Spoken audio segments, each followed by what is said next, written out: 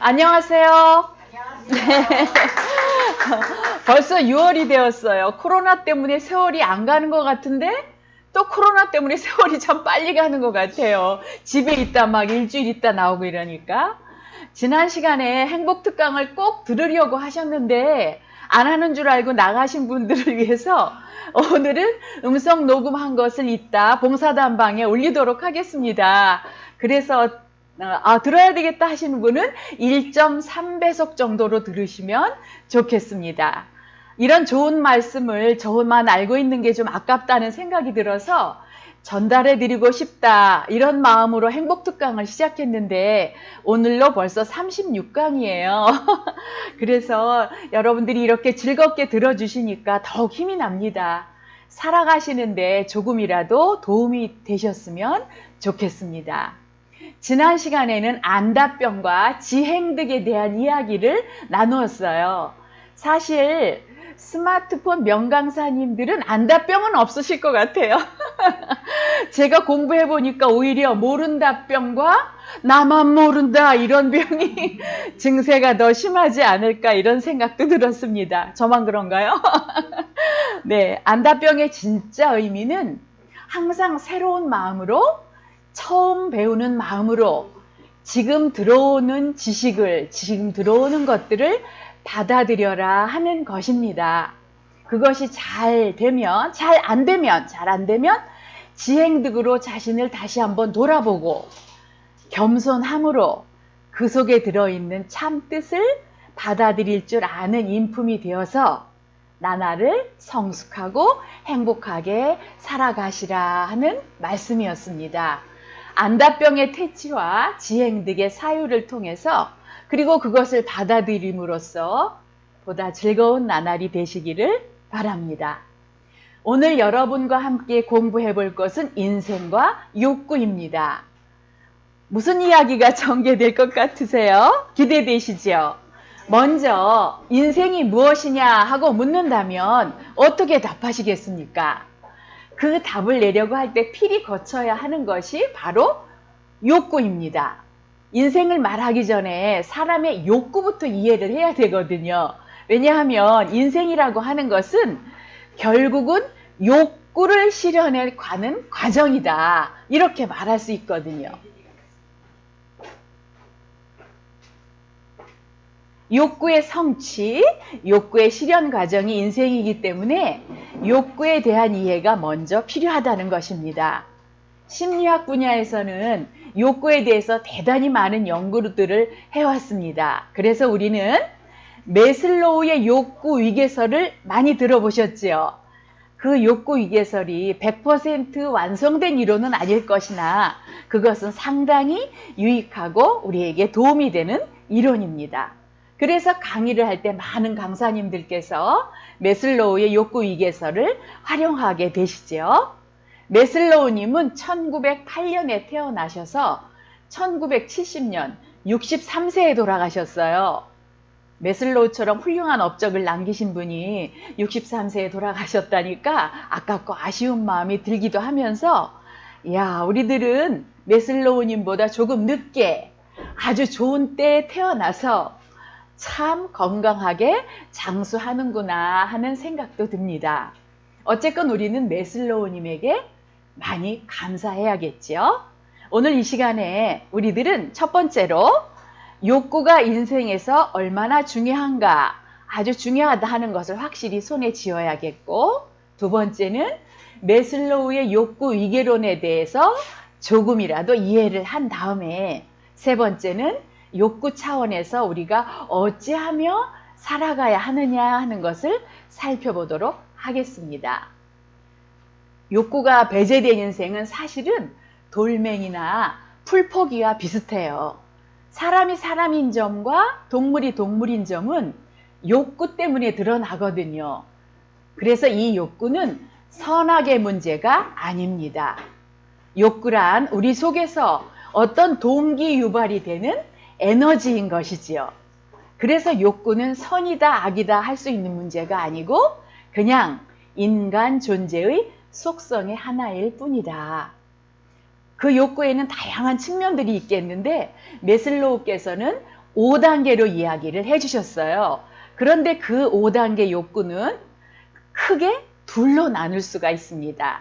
첫 번째는 결핍 동기를 바탕에 둔 욕구하고, 그 다음에 존재 동기, 성장 동기를 바탕에 둔 욕구로 나눌 수 있는데, 5단계 중에서 4가지 결핍 동기를 바탕에 둔 생리욕, 안전욕, 사랑욕, 인정욕, 이런 것은 바로 결핍 동기에 바탕을 둔 것입니다. 4번째. 자, 이것을 한번 그림으로 한번 살펴보겠습니다.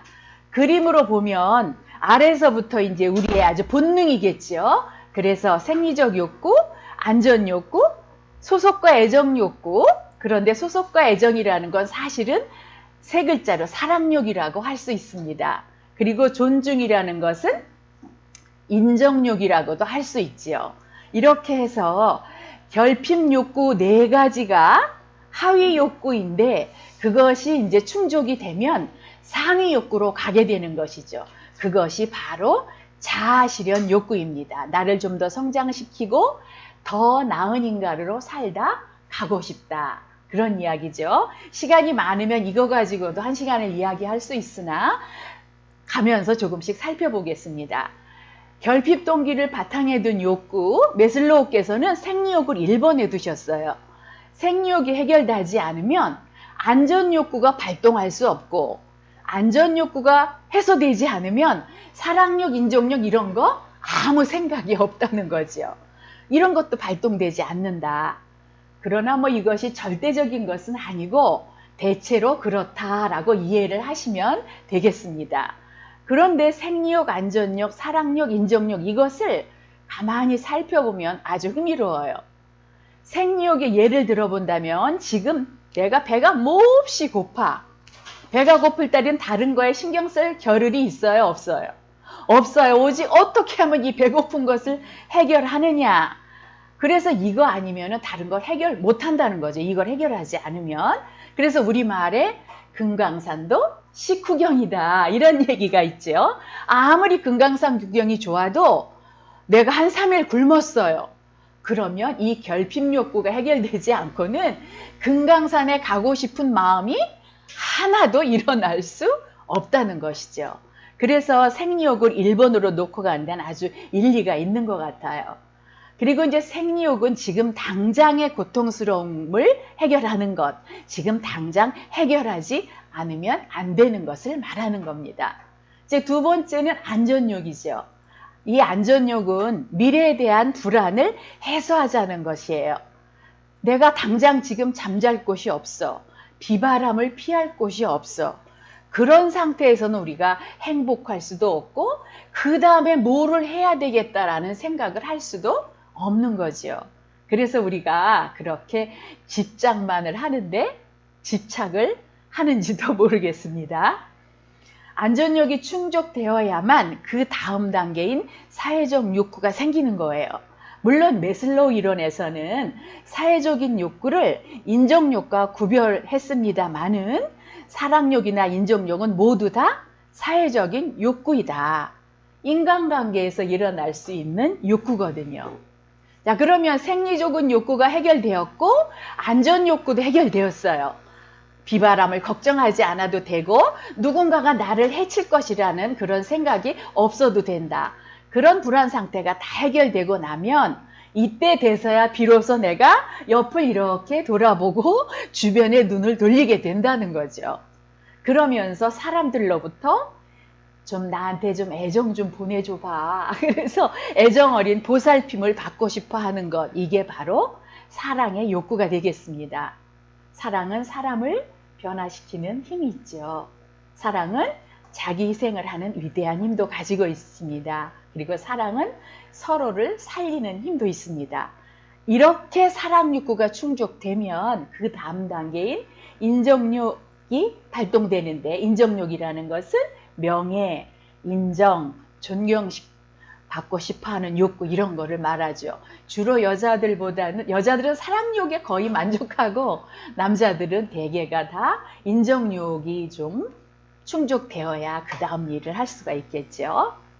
사랑욕 이야기를 하나 해드리겠습니다. 여기서는 이제 얘만, 펭귄만 주세요. 브라질의 리오데자이네로 남동 해안에 살고 있는 수자 할아버지와 마젤란 펭귄 이야기예요. 2011년에 수자 할아버지가 해변을 산책하고 있는데 거기에 기름이 범벅이 되어 죽어가던 펭귄 한 마리를 발견했어요. 그래서 집으로 데려와서 기름때를 며칠간 씻기고 닦이고 한 다음에 멸치와 정어리를 먹여서 정성스럽게 돌보니까 이제 펭귄이 살아났어요. 그래서 이제 펭귄이 건강을 되찾으니까 바다로 돌려보냈지요. 그래서 바다로 돌려보내고 돌아와 보면 내가 집에 오기 전에 펭귄이 집에 와 있는 거예요. 그래서 또 바다에 배를 타고 나가서 또 돌려주고 오면 내가 집에 와 보면 또 얘가 와 있는 거예요. 그래서 할 수 없이 수자 할아버지는 펭귄한테 딘딤이라는 이름을 지어주고서 11개월 동안 한 집에서 같이 살았어요. 그런데 이제 이 펭귄이 털갈이를 다 하더니 아니 어느 날 아침에 일어나 보니까 없어진 거예요. 그래서 너무나 섭섭하지만 다행이다, 이제 제 갈 곳을 갔구나 이렇게 생각을 했어요. 그리고 이제 깜빡 잊고 있는데 한 4개월쯤 지났는데 아니 저기 대문 앞에서 꽁지를 흔들면서 딘딤이 들어오는 거예요. 나중에 알고 보니까 칠레의 최남단 파타고니아의 마잘란 펭귄의 그 서식지가 있는 거예요. 그래서 거기서 세상에 8,000km를 헤엄쳐서 왔다는 거예요. 그리고 매년 6월이 되면 돌아와가지고 할아버지하고 8개월을 살고 그리고 2월이면 짝짓기를 하기 위해서 다시 가는 거예요. 그러면 다시 4개월이 지나면 또 여기를 또 오는 거죠. 할아버지하고 8개월 동안 있을 동안 딘딤은 수영도 함께 하고 항상 할아버지 옆에 쫓아다니고요. 그리고 다른 동물들이 가까이 오면은 막 쫓아가가지고 날갯짓을 해가지고 질투를 하면서 막 쫓아버리는 그런 행동을 하고 이렇게 행복하게 살았어요. 그래서 딘딤은 이제 마을의 마스코트가 되었다고 해요. 그래서 영국 방송에도 두 번이나 나갔대요. 근데 이제 펭귄의 수명이 한 25세쯤 됐대요.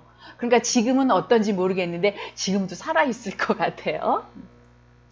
마젤란 펭귄들은 동족끼리 집단 생활을 하는데 그걸 다 버려두고 첫사랑에게로 수많은 위협과 죽음을 무릅쓰고 달려오는 거지요. 서울에서 부산까지 가는 거리 16번 왕복하는 거리를 그 작은 몸으로 헤엄쳐서 오는 기적을 매년 만들어내는 것입니다. 그래서 굉장히 많이 연구들을 하고 있다고 그래요. 어떻게 이럴 수가 있나? 이렇게 동물은 사랑만으로 만족하며 살아갈 수 있어요.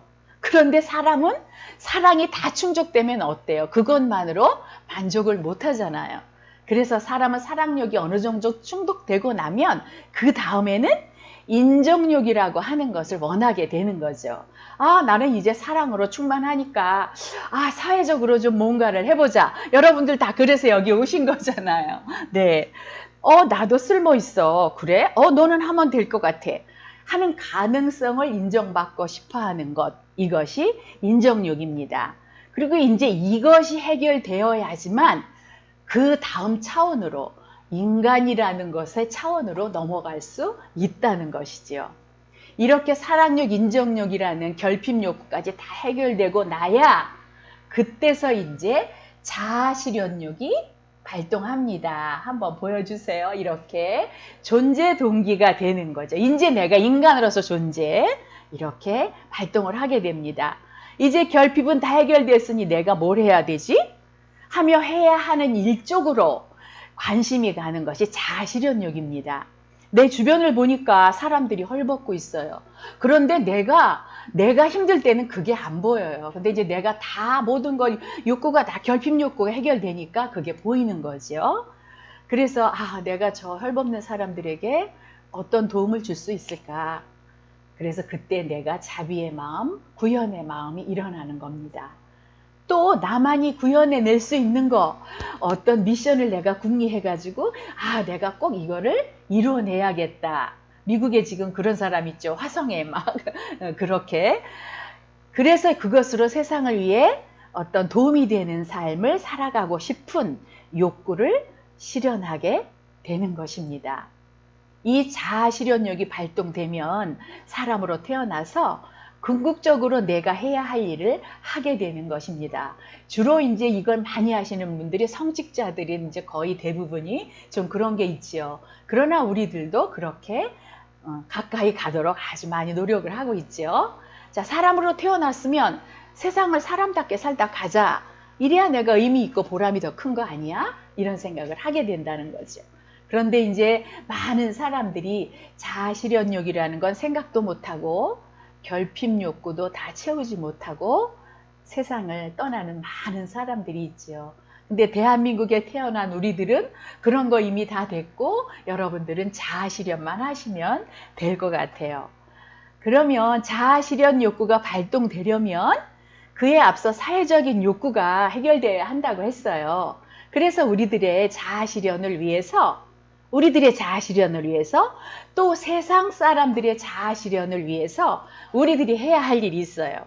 이제 자신의 사회적인 욕구와 사랑욕과 인정욕은 우리가 이 정도 잘 살고 있으면 어떻게 해야 될까요? 스스로 해결한다. 그거는. 그리고 스스로 자기 자신을 사랑해주고 자기를 인정해주는 것이지요. 그리고 내 속에 아직도 자리하고 있는 사랑욕과 인정욕의 결핍 동기를 스스로 넘어서야 합니다. 물론 복이 많으셔서 그 위에 보너스로 다른 사람들이 나를 너무나 많이 사랑해주고 인정해준다면 그보다 더 좋은 일은 없지요. 그런 다음에 우리들이 진짜로 해야 할 일은 주변 사람을 사랑하고 인정해 주는 것입니다. 사랑욕과 인정욕에 목말라 하는 사람에게 할 수 있는 만큼, 우리가 할 수 있는 만큼 베풀어 주는 것이지요. 이 두 가지는 나와 다른 사람의 자아실현을 위해서 삶의 중대한 열쇠가 됩니다. 이제 우리는 그렇게 할 수 있어야 되겠지요. 그러면 우리가 세상의 사랑욕과 인정욕을 어떻게 나누고 실천할 수 있을까요? 어떤 대학 교수님의 이야기로 그 해답을 한번 살펴보겠습니다. 어떤 대학의 시험 기간이었어요. 그래서 교수님이 시험지를 쫙 나눠주니까 학생들이 그동안 공부한 걸 잊을세라 막 열심히 써내려갔어요. 그런데 마지막 문제에 학생들은 딱 당황하고 말았어요. 문제가 강의실 안팎을 청소하시는 아주머니의 이름을 써보시오. 이렇게 문제가 나온 거예요. 그러니까 마지막 문제에 대해서 자신 있게 대답을 한 사람, 더구나 요즘 아이들 아무도 없었죠. 그러니까 학생들이 얼마나 짜증이 났겠어요. 어처구니가 없고 이런 걸 문제라고 내가지고 말이야. 그래서 화가 난 학생이 물었어요. 마지막 문제가 접수에 영향을 미치나요? 퉁명스럽게 말했죠. 하고 물었습니다. 그러자 교수님이 이렇게 대답하셨어요. 우리들을 도와주는 모든 사람이 사랑과 관심을 받을 자격이 있는 사람이지요. 우리가 이렇게 공부를 하는 목적은 주변 사람에 대한 작은 관심과 따스한 미소와 감사의 인사를 나눌 줄 아는 사람이 되려는 것 아니겠습니까? 그렇습니다. 지금까지도 잘 해오고 계시지만 우리가 곳곳에서 만나는 사람들에게 작은 관심과 따뜻한 미소와 고마움을 표하는 것이야말로 모두의 사랑욕과 인정욕을 충족시켜 주는 것입니다. 너무 쉽죠? 여러분들 너무 다 잘하실 것 같아요. 여러분의 자아실현을 위해서, 주변 사람들의 자아실현을 위해서 우리처럼 이렇게 공부한 사람들이 이런 얘기 안 들은 사람 못할 수도 있잖아요. 근데 우리가 좀 공부했으니까 자신의 사랑욕과 인정욕은 내가 성취하고 내가 사랑해 주는 거야. 나를 인정해 주는 거야. 그리고 다른 사람의 사랑욕과 인정욕은 내가 칭찬하고 관심 가져주면서 성취시켜 주는 것이지요. 그것이 모두가 자아실현을 하며 살아갈 수 있도록 돕는 훌륭한 삶이 되겠습니다. 저는 이 훌륭한이란 말이 너무 감사했어요. 전에 누가 저한테 선생님 너무 훌륭하셔 이랬는데 그때부터 제가 정말 감동이 돼서 훌륭한 사람 되려고 엄청 많이 노력했어요. 우리 다 훌륭한 분들이십니다. 오늘은 인정욕 삼행시로 마치겠습니다. 제가 큰 소리로 말하면 여러분들이 크게 읽어주시기 바랍니다. 인정욕은 인정욕은 인간이 살아갈 힘을 주는 기본적인 욕구입니다. 정말 모든 사람들이 자아실현을 이뤄가길 원한다면 욕심을 버리고 모두에게 사랑욕과 인정욕을 채워주는 넉넉한 삶이 되시길 기원합니다. 고맙습니다. 사랑합니다. 축복합니다. 행복하세요. 감사합니다. 감사합니다.